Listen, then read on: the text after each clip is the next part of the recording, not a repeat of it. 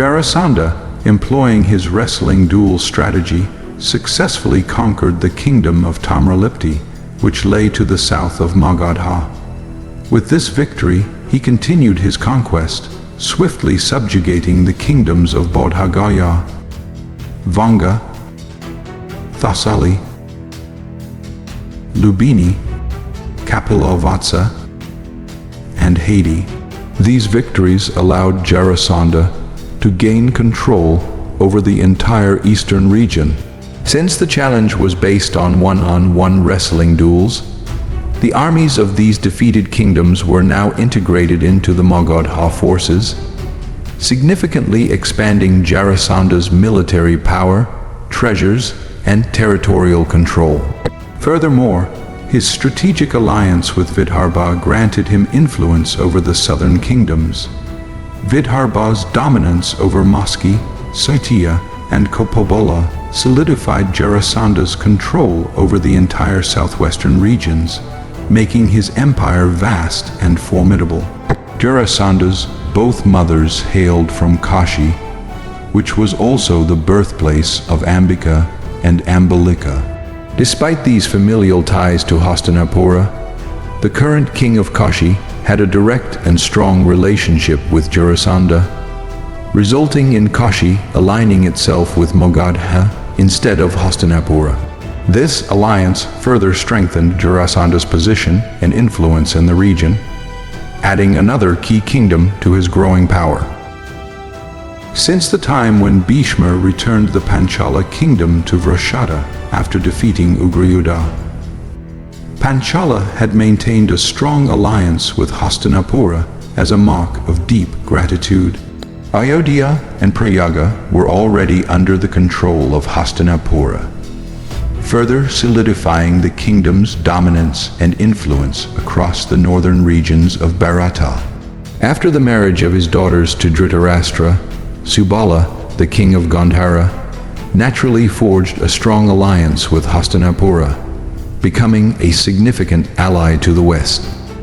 This alliance further bolstered Hastinapura's strategic position, as Gandhara already had control over the neighboring kingdoms of Bagadha and Gavrani. This support added a crucial buffer and significantly strengthened Hastinapura's influence in the western territories. The strategic union of Paandu with Kunti brought the crucially positioned Kunti-Bhoja kingdom into alliance with Paandu. This alliance provided Hastinapura with an essential geographical foothold, enhancing its influence and securing a vital link to the southern territories. After receiving messages from King Paandu, several kingdoms confirmed their alliance with Hastinapura, among them Kolasi to the north, Virata, Suvira, Dwaraka, and Saura from southwest, as well as Kusala and Mithila from the east, pledged their support in favor of Hastinapura. These alliances further strengthened Hastinapura's strategic position across the Bharata continent. Additionally, the kingdoms of Dasharna, Suvma, which also held control over Rajagruha, Videha, and Pundra, confirmed their alliance against Hastinapura, siding with the ever-expanding power of Magadha. This opposition further complicated the geopolitical landscape as these alliances shifted the balance of power, strengthening Magadha's position in the central region. Mathura, with its direct borders adjoining Hastinapura, under the rule of King Ugrasena, chose to remain neutral.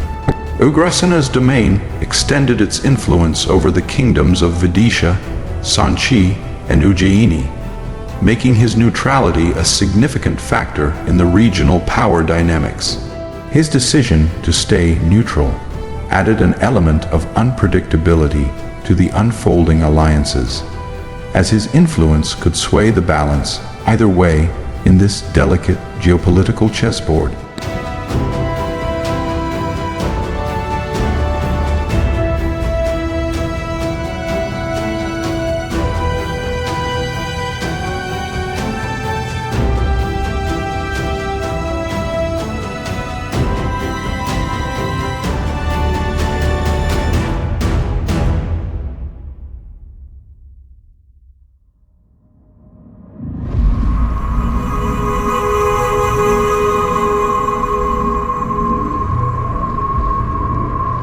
King Paandu marched towards Dasharna with a vast army, determined to secure Hastinapura's supremacy.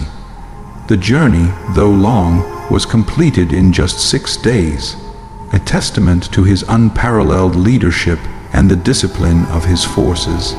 As they reached the borders of Dasharna, the soldiers were eager to display their loyalty and strength under Paandu's command. Upon arrival, Paandu immediately began assessing the battlefield. His sharp eyes scanned the terrain, noting the hills, rivers, and fortifications that could be used to their advantage. He divided his forces into 3 battalions, each positioned strategically to outmaneuver the Dasharna forces. He placed his archers on the high ground, his infantry at the forefront to lure the enemy into the open, and his cavalry on the flanks, ready to strike at the opportune moment. As the battle commenced, the sky darkened with the arrows of Paandu's archers, each one finding its mark with lethal precision. Paandu himself, at the forefront, was a sight to behold. His bow, strung with divine skill, sang as he released arrow after arrow, each one cutting through the air like a streak of lightning. His strategic acumen was on full display as he directed his forces, using feints and counter attacks to draw the enemy out of their stronghold. At one point, as the Dasharna forces attempted a surprise flank attack, Paandu's keen instincts sensed the movement. Without hesitation, he nocked a special arrow, one imbued with celestial power, and fired it towards the advancing troops. The arrow split the air with a thunderous roar, its trajectory perfect, and a fiery blast erupted, sending horses and soldiers near it into scattered pieces of flesh, a sight the soldiers had never witnessed before, one that they perceived as a manifestation of divine power. Seizing the moment, Paandu ordered his cavalry to charge, their swift horses thundering across the battlefield. The Dasharna forces, already disoriented by the fiery barrier, were quickly overwhelmed. Paandu's forces closed in, surrounding the enemy from all sides. With his strategy and archery, the once formidable Dasharna army was brought to its knees, their defenses crumbling under the relentless onslaught. The battle ended with a decisive victory for Paandu. His strategic brilliance and unmatched skill in archery had secured another kingdom for Hastinapura, further solidifying his reputation as one of the greatest warrior kings of his time. As he stood on the battlefield, surveying the conquered land, his thoughts were not of glory, but of the duty he had fulfilled. Duty to neutralize any threats to Hastinapura.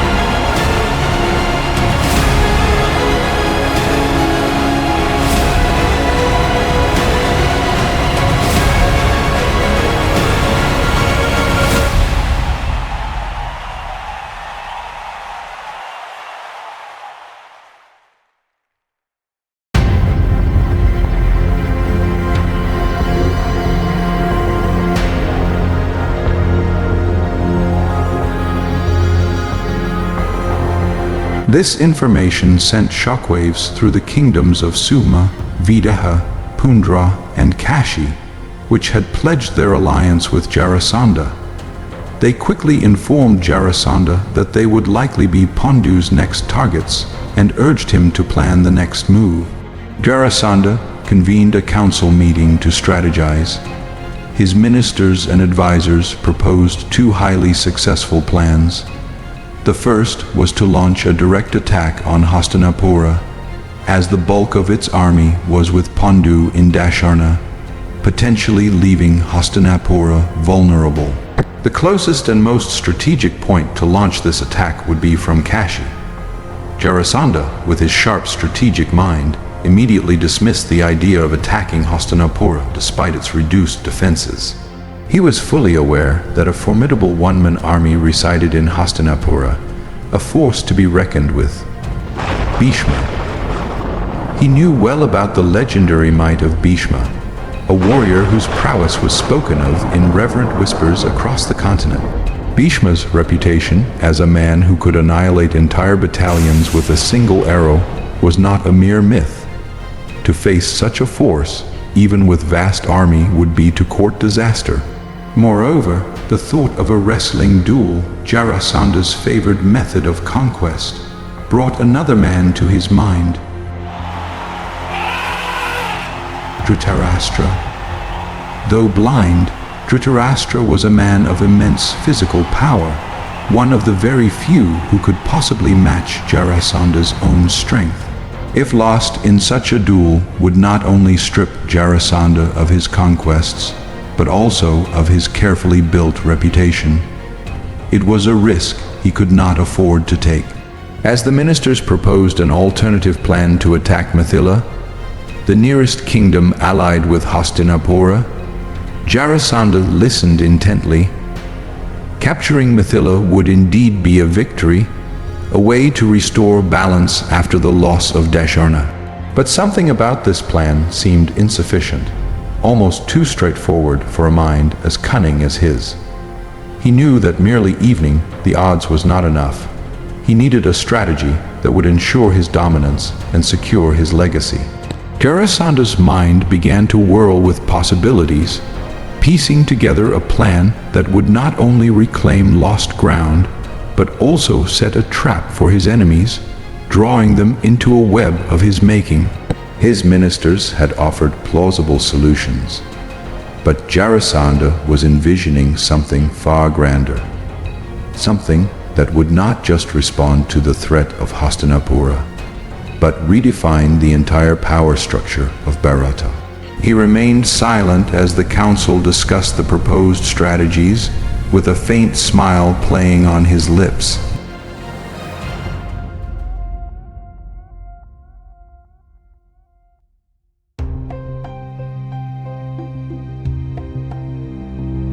Kripachayra visited his sister Kripi and her husband Drona, as Kripi was soon to give birth to their child.